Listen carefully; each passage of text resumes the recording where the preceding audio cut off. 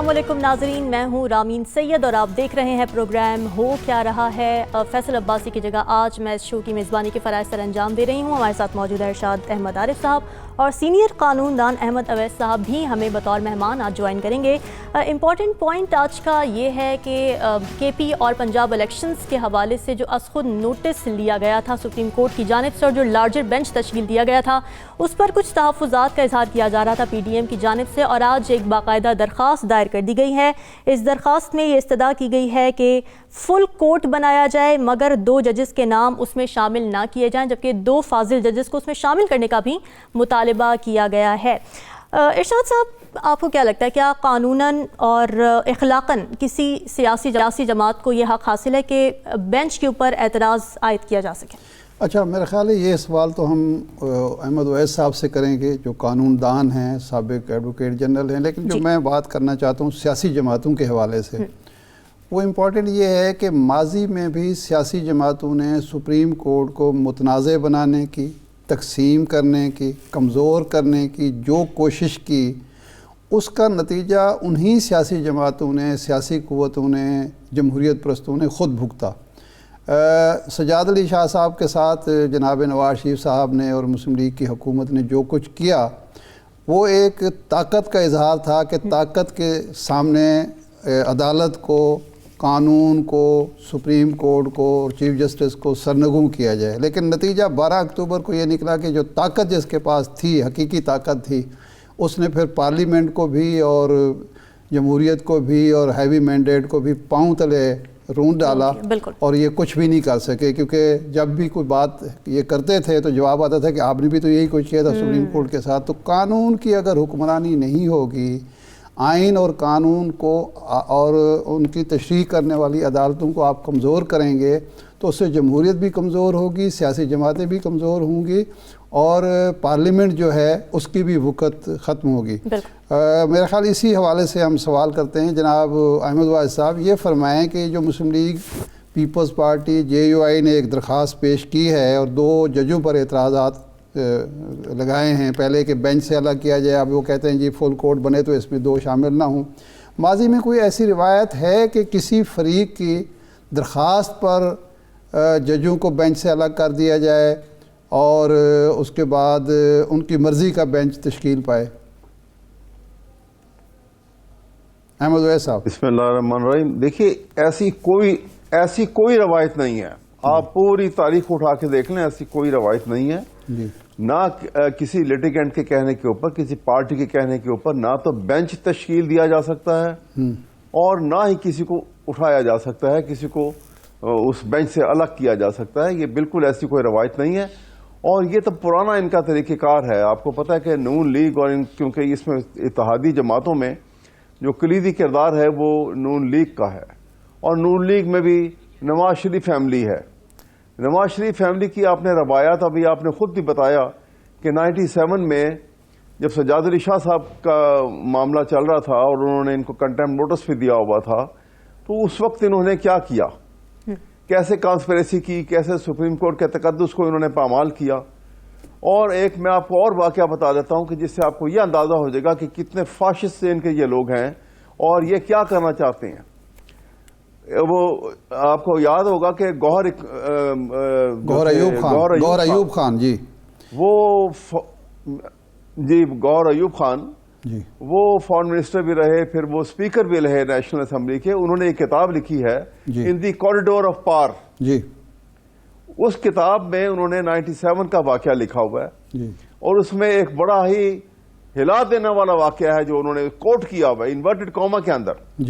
انہوں نے کہا کہ میاں نواز شریف نے سپٹمبر غالباً 5 ستمبر یا 5 ستمبر 1997 کو مجھے بلایا اسمبلی میں جو اسپیکر کے آفس میں، اور آئے، خود بھی آئے، یہ اس وقت پرائم منسٹر تھے، اور وہاں پہ جو بات چیت ہوئی پہلے تو انہوں نے کہا کہ جی ہم نے فیصلہ کیا ہے کہ جو پریویلیج کمیٹی ہے اس کے چیئرمین کی طرف سے نوٹس جائے گا اور سجاد علی شاہ صاحب جو چیف جسٹس ہیں ان کو ان پرسن بلایا جائے گا کہ وہ آ کے اس کمیٹی کے آگے پیش ہوں۔ تو یہ کہ لکھتے ہیں کہ میں نے بڑا سخت اپوز کیا کہ ایسے قرام مچ جائے گا اور یہ بالکل غیر قانونی ہے، غیر آئینی ہے، آپ کے پاس ایسا کوئی اختیار نہیں کسی کمیٹی کے پاس۔ تو یہ اٹھ کے چلے گئے جی اور مجھے جاتے جاتے کہنے لگے کہ گوہر میرے ساتھ چلو، اور گاڑی میں بیٹھے تو کہنے لگے کہ گوہر دیکھو مجھے کوئی ایسا راستہ بتاؤ کہ میں ایک رات کے لیے سجاد علی شاہ چیف جسٹس پاکستان کو جیل میں بند کر دوں. جی یہ انہوں نے انورٹڈ کوما میں لکھا ہوا ہے اپنی کتاب کے اندر. جی جی جی اور جس کو آج تک میاں نواز شریف نے کسی نے اس کو تردید نہیں کی ہے اس کی. تو اس فاشسٹ ذہن کے یہ لوگ ہیں، یہاں پہ بھی اس سچویشن کو پریسیپیٹیٹ کرنا چاہ رہے ہیں، اور کوئی روایت نہیں ہے اور کوئی انہوں نے کچھ بھی نہیں کیا. جس بات کو یہ سہارا لے رہے ہیں، میں اس اتفاق سے میں عدالت میں موجود تھا، اور اس کیس میں ڈوگر جو سی سی پی لاہور تھے ان کے کیس میں پیش ہوا تھا. میرے ساتھ وہ زبیری صاحب جو پریزیڈنٹ ہیں سپریم کورٹ بار ایسوسیشن کے، وہ بھی پیش ہوئے تھے. اور وہاں پہ یہ ساری بات چیت جو ہے وہ جب ان کو بتایا گیا کہ یہ آپ کا آرڈر تھا اور یہ چیف الیکشن کمشنر نے اس آرڈر کے باوجود یہ ان کو اجازت دی ہے اور کیئر ٹیکر کیبنٹ نے ان کو ہٹا دیا ہے، تو یہ کنٹمپٹ آف کورٹ ہے. تو انہوں نے پوچھا وہاں جو لوگ ان کے آئے ہوئے تھے الیکشن کمیشن کے کہ بھئی آپ نے حکم نامہ، انہوں نے کہا جی ہمارا تو کوئی اورل ہم نے اجازت دی تھی اس دن پہ. اس کے اوپر انہوں نے کہا کہ ان پرسن بلا لو ان کو. لہذا اس وجہ سے چیف الیکشن کمشنر کو وہاں پہ ان پرسن بلایا گیا. ان کے پاس کوئی اجازت انہوں نے ان رائٹنگ نہیں دی ہوئی تھی. انہوں نے کورٹ کے آگے یہ بات مانی انہوں نے، اور انہوں نے کہا کہ oral order is no order in the eye of law. اور اس بنیاد کے اوپر وہ انہوں نے سی سی پی او لاہور ڈوگر صاحب کو بحال کر دیا کہ یہ آپ کے سپریم کورٹ کے آرڈر کے تحت آپ بیٹھے تھے، آپ یہاں ہی رہیں گے، اور یہ کوئی کسی کو اتھارٹی نہیں ہے. یہ واقعہ ہے. اس واقعہ سے کنیکٹ کرنا کہ ان دونوں ججز کو اٹھا دیا جائے نہیں، لیکن سب ایسا ہی نہیں سر، نہیں سچویشن کو خراب کرنا. احمد اویس صاحب، جو مسلم لیگ نون ہے یا جو وہ یہ کہہ رہے ہیں کہ اس واقعے کی اس کیس کی بنیاد پر سپریم کورٹ کے دو محترم ججز نے، فاضل ججز نے چیف جسٹس آف پاکستان سے درخواست کی کہ جی فل کورٹ لارجر بینچ بنایا جائے. تو کیس تھا ایک سی سی پی او کی بحالی کا، اور اس کو جوڑ دیا گیا پنجاب کے اور کے پی کے الیکشن سے. تو اس میں یہ جو کنیکٹ بتایا جا رہا ہے یہ درست ہے؟ نہیں، میں آپ کو بتاؤں ایسے نہیں تھا. وہ بات ایسی تھی کہ اور بھی کچھ پٹیشن تھی جس میں یہ بات ہو رہی تھی کہ یہ جب بار بار ان کے سامنے پڑھا گیا کہ الیکشن ایکٹ ہے 2017 کا، اس کے تحت الیکشن کمیشن کے پاس کیا پاورز ہیں اور کیئر ٹیکر کیبنٹ کے پاس کتنی پاور ہے. تو اس کا سیکشن 230 ہے 230، وہ انہوں نے اس وقت عدالت میں پڑھا گیا، اور انہوں نے الیکشن کمیشن کو بلکہ کہا ان کے وکیل کو کہ آپ پڑھ کے سنائیں گے. اور اس میں یہ لکھا ہوا تھا کہ کوئی ٹرانسفر جو ہے وہ اومنی بس آرڈر کے تحت نہیں کی جا سکتی کہ سارے صوبے کے اندر اکھاڑ پچھاڑ کر دو. صرف جس کے اوپر کوئی اعتراض ہے آپ کا، وہ آپ اجازت مانگیں گے الیکشن کمیشن آف پاکستان کے ساتھ. اور الیکشن کمیشن آف پاکستان جو ہے وہ ایکسپیڈینسی دیکھے گا. وہ دیکھیں گے کہ یہ اس کی ٹرانسفر ہونا یا اس کو پوسٹ آؤٹ کرنا کتنا ضروری ہے اور کتنا نہیں ضروری. یہ اس کی باقاعدہ ریزننگ لکھیں گے، اور پھر یہ اجازت ملے گی کیس ٹو کیس بیس کے اوپر. یہ اومنی بس سٹائل میں پورے صوبے میں ایسا نہیں کیا جا سکتا. یہ بات تھی. اس کے اوپر انہوں نے کہا کہ یہ ہم اس کو ریفر کر رہے ہیں، ان کا یہ بحال کرنے کا اور سسپینڈ کرنے کا آرڈر کر دیا. اور انہوں نے کہا کہ اس کا فائنل فیصلہ جو ہے، اور یہ جو ساری انہوں نے ٹرانسفر پوسٹنگ کی ہیں، یہ اس کے لیے ہم ریکویسٹ کر رہے ہیں ٹو دی چیف جسٹس کہ وہ ایک لارجر بینچ بنائیں اور اس میں اس کو ٹیک اپ کریں. بتائیے، یہ تو ایک لیگل وے ہے کہ کوئی بھی سنگل بینچ یا ڈوین بینچ جو ہے وہ چیف جسٹس کو یہ لکھ کے بھیج سکتے ہیں کہ آپ یہ امپورٹنٹ ایشو ہے، آپ لارجر بینچ بنا دیں اس کے اوپر. نہیں، بائی دی پارٹی. وہ کیس اگر گیا تو اس میں پنجاب اسمبلی اور خیبر پختونخوا اسمبلی کی بحالی کا کہاں سے آ گیا مسئلہ؟ سوال تو یہ اٹھ رہا ہے نا جی کہ یہ بحالی کا ایشو کیسے بن گیا؟ کوئی مسئلہ نہیں بحالی کا. اچھا، کوئی تعلق نہیں اس کا، بحالی سے کوئی تعلق نہیں ہے. اچھا احمد اویس صاحب یہ بتائیے کہ جو درخواست جی آپ کمپلیٹ کر لیں بات. جی نہیں بحالی نہیں، سوری، پختونخوا اسمبلی اور پنجاب اسمبلی کے تحلیل کرنے کا معاملہ کیسے ہو گیا؟ بحالی کے، سوری غلطی سے میں بول گیا کہ ان کی اسمبلیوں کی تحلیل کا معاملہ کیسے جوڑ گیا اس کیس کے ساتھ جس کا الیکشن کمیشن سے کے اختیار سے تعلق تھا یا سی سی پی او کی بحالی سے تعلق تھا؟ نہیں، تحلیلی کا تو وہاں مسئلہ کوئی نہیں تھا.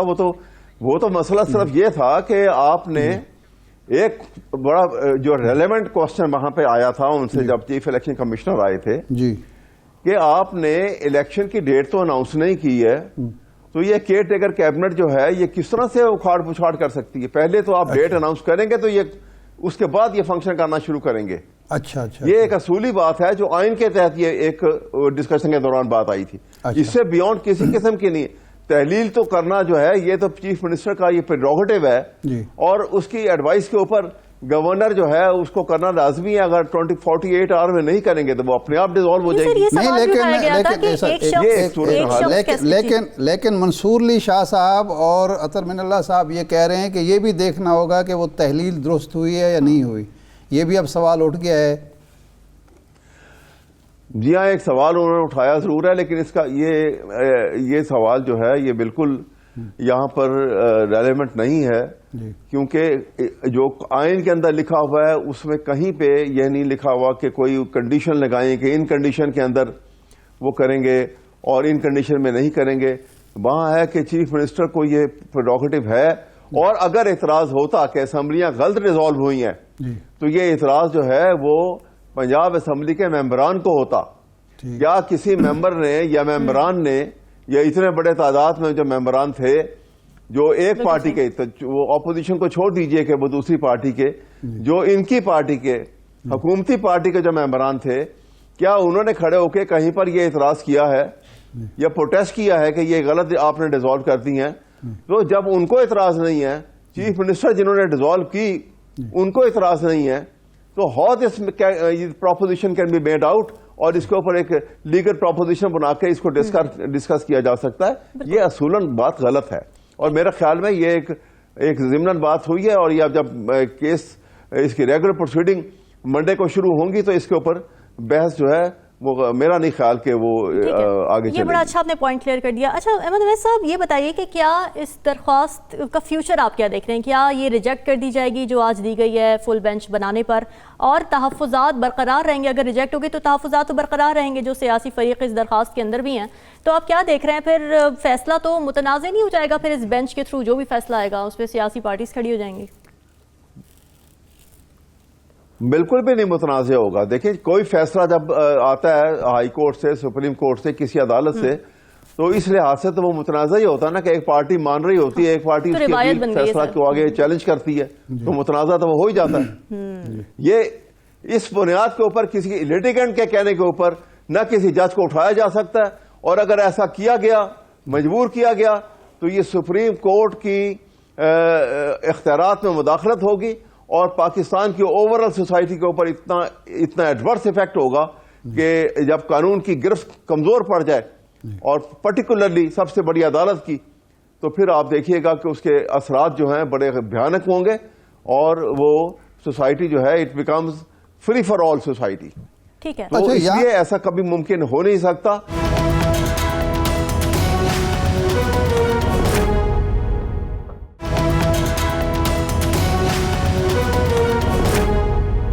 احمد اویس صاحب، جب یہ جماعتوں کو، مختلف جماعتوں کو نوٹس کیے جا رہے تھے تو شعیب شاہین صاحب جو صدر ہیں بار اسلام آباد بار کے، انہوں نے یہ اعتراض کیا کہ سیاسی جماعتیں تو اس میں فریق ہی نہیں ہے، یہ کیس جو ہے یہ صدر ہیں اس میں فریق، اس میں الیکشن کمیشن فریق ہے، گورنر فریق ہیں، تو ان کو کیوں نوٹس کیا جا رہا ہے؟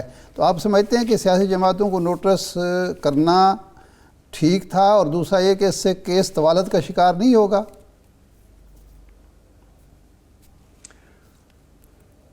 اب دیکھیے، بات یہ ہے کہ اب یہ تو کیونکہ یہ تمام پریروگیٹو اور اختیارات جو ہیں یہ تو سپریم کورٹ کے بینچ کے تھے اور چیف جسٹس نے ان کو نوٹس وغیرہ کیے ہیں.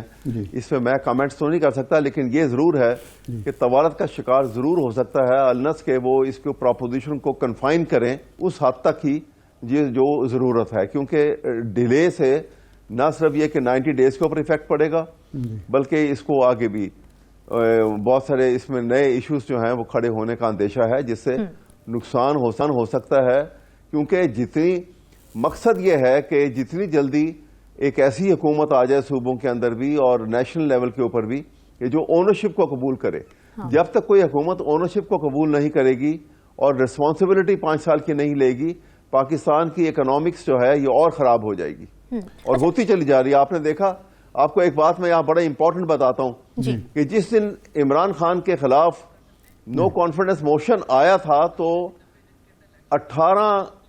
18 بلین کے ریزروز تھے پاکستان کے پاؤنڈ کرنسی کے, اور جس وقت انہوں نے میاں شہباز نے جب آ کے اوتھ لیا تو 14 بلین کے تھے, اور اب بتائیے کہ اس طرح قلیل عرصے کے اندر وہ 14 بلین سے وہ 1.5 بلین پہ آ گئے ہیں, کلیپس کے اوپر آ گئے ہیں آپ, اور پرائس ہائیک آپ کے سامنے ہے, حالات کہاں سے کہاں پہنچ گئے ہیں.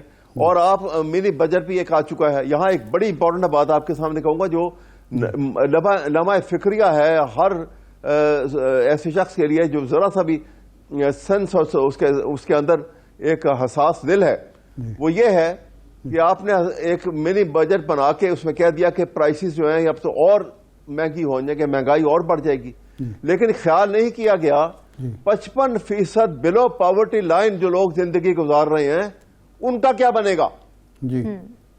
55%. اچھا احمد صاحب, پتا ہے کہ بلو پاورٹی لائن لائف کیا ہوتی ہے؟ ہاں جی ہاں, وہ بالکل میں آپ کو ضرورت سے بتا دوں. بلو پاورٹی لائن لائف یہ ہے کہ کوئی شیلٹر نہیں ہے, پیٹ بھر کے کھانا نہیں کھا سکتے, اتنا کپڑا نہیں کہ جسم ڈھانک سکیں, کسی بچے نے اسکول کالج یونیورسٹی کی شکل نہیں دیکھی, کسی فیملی نے ڈسپینسری اور ہاسپٹل کی شکل نہیں دیکھی. یہ زندگی 55% لوگ, اور وہ ٹیکس بھی دے رہے ہیں کیونکہ جا کے ماچی کے ڈبیا لیتے ہیں تو ٹیکس دیتے ہیں. جی بالکل. اچھا احمد صاحب, ان کا پرسان حال کوئی نہیں ہے, کسی نے نہیں سوچا کہ ان کے کیا ہوگا ان کے ساتھ.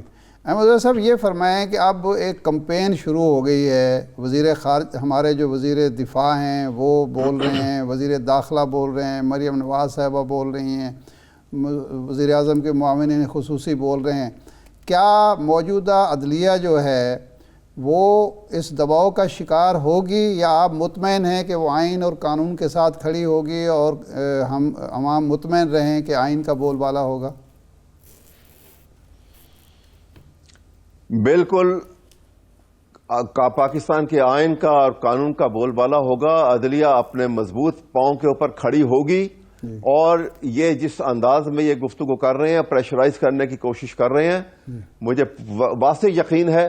اور عدلیہ نے اگر اپنی کرنسی کو قائم رکھنا ہے پاکستان کے عوام کے دلوں میں اور ذہنوں میں, تو ان سب کو نوٹس کنٹمپٹ کا ایشو ہونا چاہیے اور بالکل رعایت نہیں کرنی چاہیے, کیونکہ اس طرح سے اگر عدلیہ کے متعلق لوگ انگلیاں اٹھا کے باتیں کرنا شروع کریں گے, اور چاہے وہ پارلیمنٹ کے اندر ہو یا پارلیمنٹ کے باہر ہو, تو اس سے یہ وائلیشن ہے. نہیں لیکن یہ پاکستان کے آئین میں قطع کلام معاف, یہ ان کا مقصد یہی بھی تو ہو سکتا ہے نا کہ یہ معاملہ جو ہے اب اسمبلی کے الیکشن کی تاریخ کی بجائے کنٹمپٹ کی طرف چلا جائے اور ڈریگ کر دیا جائے. اس طرح 97 میں بھی تو یہی ہوا تھا کہ سجاد علی شاہ صاحب نے جب ان کو کنٹمپٹ کا نوٹس جاری کر دیا تو معاملے کا رخ ہی بدل گیا. تو مقصد شاید ان کا یہی ہو. جی, لیکن ان کو پتا ہونا چاہیے کہ much water is فلون under the برج. 97 نہیں ہے, یہ 2000 اس وقت جو ہے وہ 2023 ہے.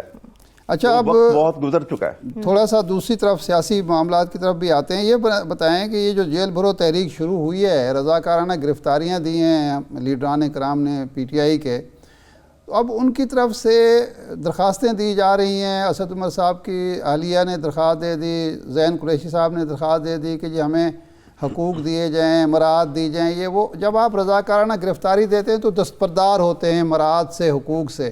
تو یہ کوئی آپ کی جماعت کی اور لوگوں کی کمزوری کا اظہار نہیں ہو رہا کہ وہ 2 دن بھی جیل میں نہیں رہ سکتے؟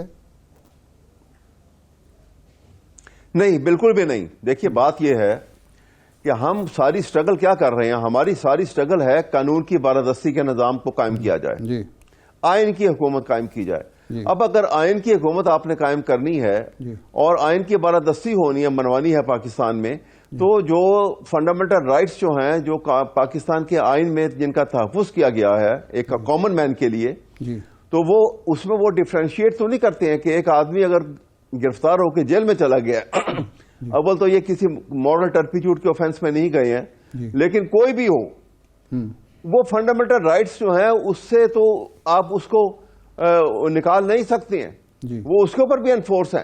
صحیح، اور نمبر 2 کہ کسی کو قید کر لیں گے تو اس کو آپ انسانیت کے درجے سے بھی گرا دیں گے کیا؟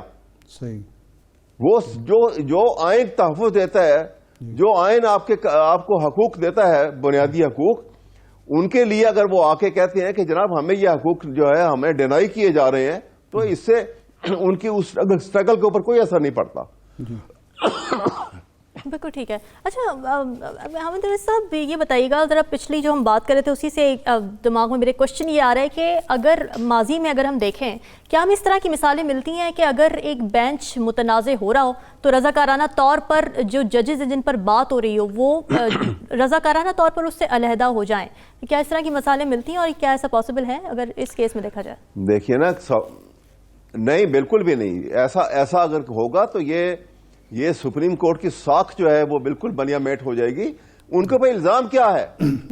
یہ تو صرف انہوں نے ایک اسکینڈلائز کرنے کی کوشش کر رہے ہیں ان کو. ججز نے کوئی ایسی بات نہیں کی ہے.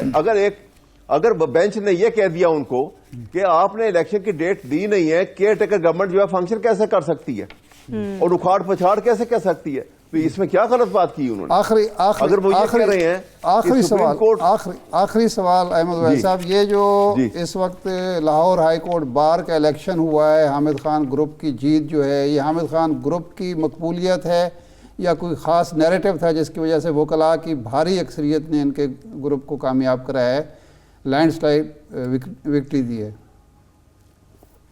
میرا خیال میں دیکھیے پہلی بات تو یہ ہے کہ یہ اس سال میں یہ تینوں الیکشن جو بڑے الیکشن ہیں، جی، سپریم کورٹ بار کا الیکشن حامد خان گروپ کا جیتا، پروفیشنل گروپ کا، اس کے بعد یہ ہائی کورٹ بار کا الیکشن پروفیشنل گروپ نے جیتا، لاہور بار کا الیکشن پروفیشنل گروپ نے جیتا. تو بات یہ ہے کہ یہ جو پچھلے مارچ سے لے کے اب تک کے جو حالات پیدا ہوئے ہیں اور جس طرح سے ایک طبقے نے پریکٹیکلی اپنے اوتھ کی وائلیشن بھی کی ہے، اس لحاظ سے کہ اس میں جب اوتھ اٹھاتے ہیں تو اس میں لکھا جاتا ہے کہ I will not let my personal interest to influence my official functioning. یہاں پہ پرسنل انٹرسٹ کے آگے انہوں نے نیشنل انٹرسٹ کو بارٹر کر دیا ہے. جو نیب کے اندر آپ نے دیکھا کس طریقے سے کیسز واپس کیے گئے ہیں، پاکستان کے خزانے کو لوٹنے والوں کو کیسے تحفظ دیے گئے ہیں.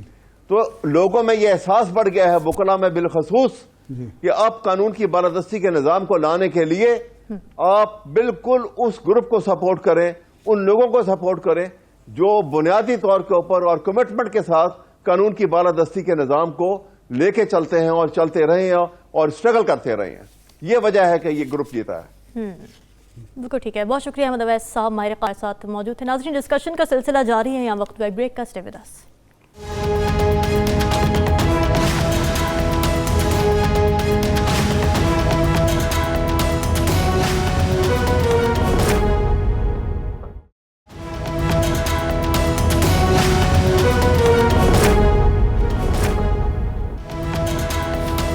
ویلکم بیک ناظرین. سیاسی منظر نامے پر کچھ ہلچل ہو رہی ہے. عمران خان کی جیل بھرو تحریک جاری ہے. سوال یہ ہے کیا آنے والے دنوں میں اس تحریک میں تیزی آئے گی اور کیا پی ٹی آئی اپنے مطلوبہ اہداف حاصل کر سکے گی؟ دوسری جانب ہم نون لیگ کے اندر دیکھ رہے ہیں کہ کچھ اختلافات سامنے آ رہے ہیں. بڑے سینئر رہنما مہتاب عباسی، شاہد خاقان عباسی، مفتاح اسماعیل جیسے سینئر رہنما کچھ خفا سے نظر آ رہے ہیں. معاملہ کیا ہے؟ کیا مریم نواز کا چیف آرگنائزر بننا بون آف کنٹینشن ہے یا پھر کچھ اور معاملات بھی ہیں؟ دوسرا یہ کہ پاکستان کو خارجی معاشرے سے सियासी महाज पर कई चैलेंजेस का सामना करना पड़ा है। इस तमाम सूरत हाल पर बात करने के लिए हमें इस वक्त ज्वाइन कर रहे हैं सैयद मुजाहिद हुसैन साहब, तजियाकार हैं, बड़ी ज़बरदस्त और ख़ारिजी उमूर पर भी खासी गहरी नज़र रखते हैं। Sir, welcome to the show. अस्सलाम वालेकुम जी रामीन साहबा और इरशाद आरिफ साहब और आपके व्यूअर्स को बड़ी मेरी तरफ से अस्सलाम वालेकुम। अच्छा मुशाहिद साहब, ये फरमाएं कि आपकी ये तकरीर हुई, किसी और तरफ से मुखालफत नहीं हुई, तो आपके ही एक कुलीग मुसद्दिक मलिक साहब ने कहा कि जी अगर मुशाहिद साहब को इख्तलाफ है पॉलिसी से और हुकूमत से और पार्टी से तो वो पार्टी छोड़कर ये इख्तलाफ करें। किसी और ने ऐसी बात नहीं की, तो क्या पार्टी के अंदर वाकई कोई इख्तलाफात हैं और ये मरियम नवाज़ साहिबा के चीफ ऑर्गेनाइज़र बनने के बाद हुए हैं, और ये जो महाज आराई की पॉलिसी है ये भी उसी का तसलसल है? देखिए जी, मेरी तकरीर तो बड़ी वाज़ेह है, आपने शायद अगर सुनी होगी, उसमें तो पार्टी का और किसी शख्स का तो जिक्र ही नहीं था। उसमें तो पाकिस्तान की बात की, पाकिस्तान के मसाइल की बात की और पाकिस्तान के मुस्तकबिल की बात की कि क्या हल होना चाहिए। मैं तो पार्टी ये छोटी मोटी चीजों में फंसता ही नहीं कि वो कौन आया या कौन गया या शख्सियात, और मैं तो इश्यूज की बात करता हूँ, वो भी कौमी इश्यूज की बात करता हूँ। आप ही लोग जो मीडिया में तनकीद करते हैं कि जी पार्लियामेंट में कोई पते की बात नहीं होती, पार्लियामेंट में इश्यूज की बात नहीं होती, पार्लियामेंट में सिर्फ जाती बात होती, मैंने तो पार्टी की बात ही नहीं की कभी। आपको पता है मेरा तो इशू नहीं, मेरे लिए पाकिस्तान का इशू है, जो कायदे आज़म का पाकिस्तान है, जिसके लिए हमारे आबा और अजदाद ने जद्दोजहद करके ये मुल्क बनाया, उसको कैसे तहफ़्फ़ुज़ किया जाए, उसको कैसे मजबूत किया जाए। जी नहीं मुशाहिद साहब, बात यह है कि एक 14 या 15 जमातों पर मुश्तमिल एक हुकूमत है, सिवाय इमरान खान और एक इत्तेहादी के सारे जमातों का इत्तेहाद है जो हुकूमत कर रहा है। अगर वो मामलात को हल नहीं कर सकते तो फिर ये तो हमारी इज्तिमाई नाकामी हुई, फिर क्या इलेक्शन मसले का हल है? देखिए जी, ये भी बड़ी अजीब बात है आपने जो की है कि माजी में हमेशा जो अलायंस बनते थे वो हुकूमत के खिलाफ बनते थे, जो उस वक्त की हुकूमत है। अयूब खान के खिलाफ कंबाइंड ऑपोजिशन पार्टीज थी, 7-8 जमातें थी। भुट्टो साहब के खिलाफ पाकिस्तान नेशनल अलायंस था, PNA, 9 सितारे कहते थे उसको। मियां साहब के खिलाफ GDA बना था, वो 15-16 जमातें थी, ग्रैंड डेमोक्रेटिक अलायंस। और अब सारी अलायंस जो बना है एक हिज़्ब इख्तिलाफ की जमात के खिलाफ बना है। तो ये भी हमारी तारीख का एक अनोखा मेरे ख्याल में सफर है जिसमें हम जा रहे हैं। क्वेश्चन ये है कि नंबर्स की बात नहीं है, इसमें स्ट्रेटेजिक क्लैरिटी की बात है। सारे जो इश्यूज आपके पास क्या है, दहशतगर्दी का बहरान, मईशत का बहरान, सियासी बहरान, ये सारे इकट्ठे हो गए हैं और इनका हल जो है एक शख्स, एक जमात, एक हुकूमत अकेले, एक इदारा अकेले नहीं कर सकती। और जमहूरियत की गाड़ी अगर चलनी है तो उसके 2 पहिए होते हैं, हिज़्ब इक़्तिदार, हिज़्ब इख्तिलाफ, और दोनों पहिए इकट्ठे नहीं चलेंगे तो गाड़ी आगे नहीं चलेगी। और कुछ इश्यूज तो बड़े वाज़े हैं, देखिए ना, दहशतगर्दी का मसला हुआ और मैं चेयरमैन यूएस डिफेंस कमेटी का आपको मालूम है, तो मैं सबसे पहले गया पेशावर हमने लेडी रेडिंग हॉस्पिटल में लोगों का यकजहती का इजहार भी किया। मैंने हाई लेवल ब्रीफिंग भी ली कोर कमांडर पेशावर से जो जनरल हसन है, और मुझे लोगों ने भी कहा, बल्कि एक मुझे शख्स मिले उधर, ज़ईफ बंदे थे, उन्होंने कहा शाह साहब आप तो आ गए हैं हमारे पास, हाँ हम इधर मर रहे हैं पेशावर में और आप उधर इस्लामाबाद में लड़ रहे हैं। तो मुझे बड़ा दुख हुआ उनके गुफ्तगू सुन के कि लोगों में मायूसी फैल रही है कि हम मोदी से तो बात कर सकते हैं, हम दहशतगर्दों से तो बात कर सकते हैं, मुज़ाकरात कर सकते हैं, लेकिन शुक्र है कि अब आज मैंने देखा है कि कल से खुदा करते एक नुकात पर कंसेंसस हो गया है सब जमातों का, जनरल बाजवा के बारे में।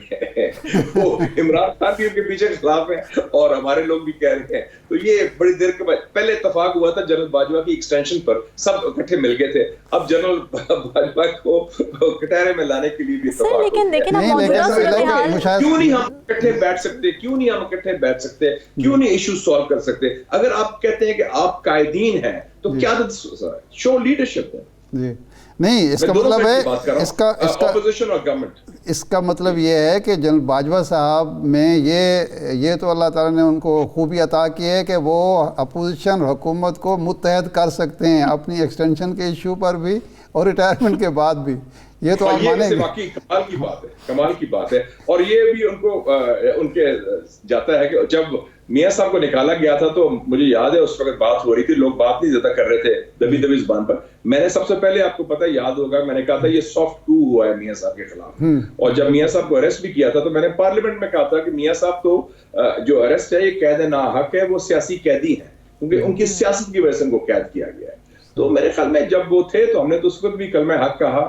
تو ہم کوشچن یہ ہے کہ اب ماضی کی غلطیاں نہ دہرائیں, غلطیاں کرنی بھی ہیں تو نئی غلطیاں کریں. سر آپ نے کہا کہ ایک فرد یا ایک جماعت جو ہے مسئلے کا حل نہیں نکال سکتی, تو پھر مسئلے کا حل آپ کی نظر میں کیا ہے؟ کنسنسس ہے, الیکشنز پر اس وقت سب سے بڑا ڈیڈ لاک ہے, تو کیا اسٹریٹجی آپ دیکھ رہے ہیں آگے جا کے؟ کیا آپ لوگ مل کے بیٹھیں گے تحریک انصاف کے ساتھ, الیکشنز کی ڈیٹ پر کوئی کنسنسس بن پائے گا؟ کیونکہ اس وقت سب سے بڑی ضرورت تو الیکشنز ہی ہیں.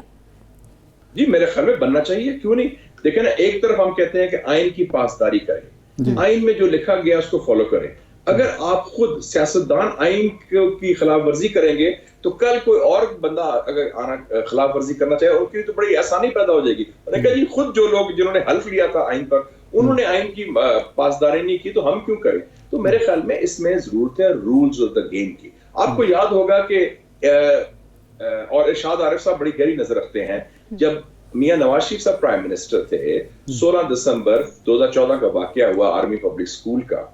16 دسمبر کو ہوا, اگلے دن گورنر ہاؤس میں آل پارٹیز کانفرنس تھی, اس میں بھی شامل تھا, چودھری شجاعت صاحب بھی تھے, جنرل راحیل بھی تھے, D G I S I general Rizwan بھی تھے, سب پر. اور عمران خان دھرنا چھوڑ کے ادھر آ گئے تھے اور بیٹھے پریس کانفرنس میں حصہ لیا. اور اس کے بعد آپ کو پتہ ہے نیشنل ایکشن پلان بنا جس میں ہمارا بھی رول شامل تھا اور جماعتوں کا بھی شامل تھا. تو کیا تھا کہ وہ مشترکہ کاوش تھی, کیونکہ ایک مشترکہ چیلنج ہے دہشت گردی کا, قومی چیلنج ہے, تو وہ کر لیا گیا. تو پاکستان میں ابھی آپ نے دیکھا کہ فاٹف کے ایشو پر 14 قوانین پاس کیے گئے اتفاق رائے سے. میں نے اور ابھی سب کہتے ہیں کہ آئی ایم ایف جانا بڑا ضروری ہے, چاہے عمران خان صاحب ہو یا پی ڈی ایم ہو, سب کہتے ہیں عمران ایک ہی راستہ ہے معیشت کا. تو آئی ایم ایف پر کنسنسس ہے, فاٹف پر کنسنسس ہے, جنرل باجوہ کی ایکسٹینشن پر کنسنسس ہے. تو آپ جو عوام کے مسائل ہیں, جو عوام کا مستقبل جس سے منسلک ہے, پاکستان کی خوشحالی اور استحکام جس سے منسلک ہے, وہاں کیوں نہیں ہو سکتا؟ کوئی ہمیں کوئی باہر سے آئے گی چھڑی لے کے ہمیں بتائے کہ ہم خود نہیں کر سکتے.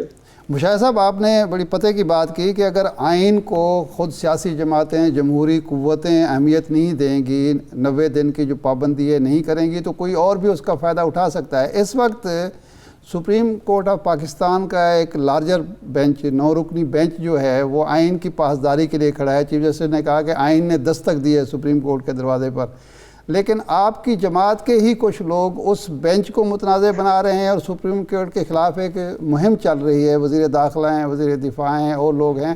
آپ سمجھتے ہیں کہ اس سے خود سیاسی جماعتوں اور پارلیمنٹ اور جمہوریت کو کمزوری کا شکار نہیں ہو رہی, اور اس سے آئین کمزور نہیں ہوگا؟ لیکن یہ سپریم کورٹ کے کچھ فیصلے ماضی میں متنازع رہے ہیں, اس میں کوئی ڈاؤٹ نہیں ہے. بھٹو صاحب کی پھانسی لوگ کہتے ہیں جوڈیشل مرڈر تھا, یہ صحیح تھا, اگر صحیح کہتے ہیں کیونکہ وہ ایک عدالتی قتل تھا, اور وہ ایک حکومت, اس وقت کی فوجی حکومت کے ایما پر تھا. پھر 1975 میں جب بھٹو صاحب خود پرائم منسٹر تھے, انہوں نے سپریم کورٹ کے ذریعے نیشنل عوامی پارٹی کو بین کرایا کہ یہ غدار ہیں, یہ ملک کے دشمن. ولی خان کو اریسٹ کرایا, حیدرآباد کیس ہوا, وہ بھی غلط فیصلہ تھا, وہ اس کو سب, اور وہ فیصلہ کبھی کورٹ ہی نہیں ہوا. اور اسی طرح جس نے میاں صاحب کو جو نکالا گیا تھا 2017 میں اس کو بھی, میں نے تو سب سے پہلے پاکستان میں ہی تھا جن نے کہا تھا کہ یہ سافٹ کو ہوا ہے. لوگ تو مدم آواز سے بات کرتے تھے, اور بلکہ میں نے اس کو مشورہ بھی دیا تھا میاں صاحب کو کہ ہم یہ اس کو عدالتی فیصلے کو ریجیکٹ کر دیں, لیکن اس کو ہمارے وکلا نے اتنی جرت نہیں تھی اور وہ اتنی شاید بصیرت نہیں تھی کہ انہوں نے اس چیز کو چیلنج کیا. جب کہا گیا سیسیلین مافیا یہ وہ, آپ فوراً کہتے ہیں کہ یہ تو باعث کی بات ہے, آپ اس کو ایکسیپٹ نہیں کریں گے. تو آپ نے پہلے ان کا سارا چیز ایکسیپٹ کی, پھر بعد میں فیصلہ آیا تو پھر ظاہر ہے پھر رونا دھونا ہوا. تو یہ ماضی میں ہوا ہے, لیکن میں سمجھتا ہوں کہ اداروں کی ہم بات کرتے ہیں تو ادارے جو ہے افراد سے بالاتر ہیں. ایک جج یا 2 جج ادارہ نہیں ہوتا, جیسے ایک جرنیل یا 2 جرنیل ادارہ نہیں ہوتے, یا ایک سیاستدان یا دوسرا سیاستدان پارلیمنٹ نہیں ہوتا. تو جو مجموعی طور پہ ادارہ ہے سپریم کورٹ کا, وہ پاکستان میں مقدم ہے, اور آئین کی تشریح کا حق اس کو ہے. اور افسوس یہ ہے کہ ہم ہر فیصلہ ان کے پاس دار ہیں. اب دیکھیں مزے کی بات ہے اور مذاق ہی ہو گیا نا ارشاد صاحب کہ جب حمزہ شہباز شریف اوتھ لیتے ہیں تو قومی اسمبلی کے اسپیکر ان کو اوتھ دلاتے ہیں. جب پرویز الہی چیف منسٹر بنتے ہیں تو ان کو صدر پاکستان اوتھ دلاتے ہیں. یہ اب مطلب ہے کہ یہ مذاق نہیں تو اور کیا ہے کہ ہمارے تاریخ نہیں. اس میں ایک چیز کا اضافہ اور کر لینا کہ ہائی کورٹ کے کہنے پر یہ اوتھ ہوا ہے, یعنی از خود یہ بھی یہ بھی وہ بھی اس کا مطلب ہے ہم بنیادی فیصلے جو آئین کے مطابق ہیں کہ اگر کوئی چیف منسٹر بنے اس کو اوتھ دلانا فلانے کا حق ہے, ہم وہ بھی فالو نہیں کر رہے. تو ہم تو اگر خود آپ نے شروع یہ کام کر دیا ہے تو آپ نے دروازہ ایک خطرناک دروازہ کھول رہے ہیں, تو آپ کیوں سرپرائز ہوتے ہیں؟ تو آپ اس سے پہلے اگر یہ حالت آنے سے پہلے آپ کیوں نہیں اپنے معاملات خود طے کریں؟ سیاستدان خود اس طرح کی سچویشن پیدا کرتے ہیں, خود موقع دیتے ہیں. Party man I speak as a Pakistani, اور یہ پاکستانی کی عوام کی میں بات کر رہا ہوں, ان کی آواز ہے یہ. وہ یہ کہتے ہیں کہ ہمارے مسئلے حل کریں. یہ لڑائی کرسی قصہ کرسی کا ہی ہو گیا نا. اس کرسی میں آپ بیٹھیں گے یا میں بیٹھوں گا, وہ کتنی دیر تک بیٹھتے ہیں کرسی کو؟ تو لوگ کہتے ہیں مضبوط کرسی ہے, کرسی تو آنے جانے کی چیز ہے. اور ویسے بھی آج کل تو پتہ ہے کرسی سے کسی کی کوئی عزت نہیں ہوتی, آپ خود دیکھ لیں. مشاہد صاحب اس وقت مسلم لیگ نون میں آپ اکیلے نہیں ہیں, بلکہ شاہد خاقان عباسی, مہتاب عباسی, اس کے بعد صابر شاہ صاحب, یہ سارے کہہ رہے ہیں ہمیں پارٹی سے بالا تر ہو کر ہمیں بات کرنی چاہیے. یہ سارے یہی کہہ رہے ہیں. ایک تو یہ ہے کہ آپ لوگوں کا ایک دوسرے سے رابطہ ہے, دوسرا یہ ہے کہ یہ مریم نواز صاحبہ کی جو پالیسی ہے اس کی وجہ سے یہ ساری صورتحال پیدا ہو رہی ہے. نہیں جی, ایٹ لیسٹ جہاں تک میرا تعلق ہے, میرا کوئی اس ایشو سے کوئی تعلق نہیں. میں کوئی کسی شخص کی اور یہ نہیں کہ مریم نواز آ گئی ہیں یا فلانا بن گیا یا فلانے کو فلانا عہدہ مل گیا, وہ میرا کوئی تعلق نہیں. ایشو پارٹی کا نہیں ہے جی, ایشو پاکستان کا ہے. آپ اس سے بارہ تر, یہ تو بڑی چھوٹی بات ہے کہ فلانے کو عہدہ مل گیا, فلانے کو یہ ہو گیا. ایک پارٹی میں 12 پارٹیز میں سے ایک پارٹی کو عہدہ مل گیا, سو واٹ. ایشو ہے پاکستان کے مسئلے آپ کیا حل کرنے جا رہے ہیں. جمہوریت کا حسن ہی ہے, جمہوریت کا حسن یہ ہے کہ پارٹی کے اندر رہتے ہوئے کانفلکٹ آئے. جمہوریت کا حسن ہی یہ ہے کہ پارٹی کے اندر بھی آپ اختلاف رائے رکھ سکیں, یہ ہونا چاہیے بالکل. اچھا, خارجہ امور پر بھی آپ کی کافی گہری نظر ہے, تو وہ ایک اور چیز ہے جی, ایک اور ارشاد عارف صاحب اور رمین صاحبہ, یہ پارٹیز ہیں, سیاسی جماعتیں ہیں. ہم کہتے ہیں ہم قائد اعظم کی جماعت ہیں, تو ایٹ لیسٹ قائد اعظم کی جو روایت تھی جمہوریت کی, قانون کی بالادستی کی, یہ کوئی پرائیویٹ لمیٹڈ کمپنی نہیں ہے کہ آپ جی بورڈ آف ڈائریکٹر سے ناراض ہیں تو وہ باقی ملازم ہیں. Not at all, this is a democratic political process. اس میں لوگوں کو بولنے کا حق ہے. اگر یہی بات ہے تو پھر تو بہتر ہے کہ کوئی اور نظام لے آئیں جس میں بڑے آرام سے ون پارٹی اسٹیٹ بن جائے, اور اللہ سب اچھا ہے اور سب دن رات ایک دوسرے کی تعریف کرتے رہے. آپ یہ کہنا چاہتے ہیں مشاہد صاحب کہ قائد اعظم کی جماعت میں خاندانی یا موروثی سیاست کی گنجائش نہیں ہے, یا قیادت کی سیاست؟ میں نے یہ ہرگز میں نے نہیں کہا. میں نے صرف یہ کہا ہے کہ قائد اعظم کی جماعت میں جمہوریت ہوگی, قانون کی بالادستی ہوگی اور ایشوز پر بات ہوگی.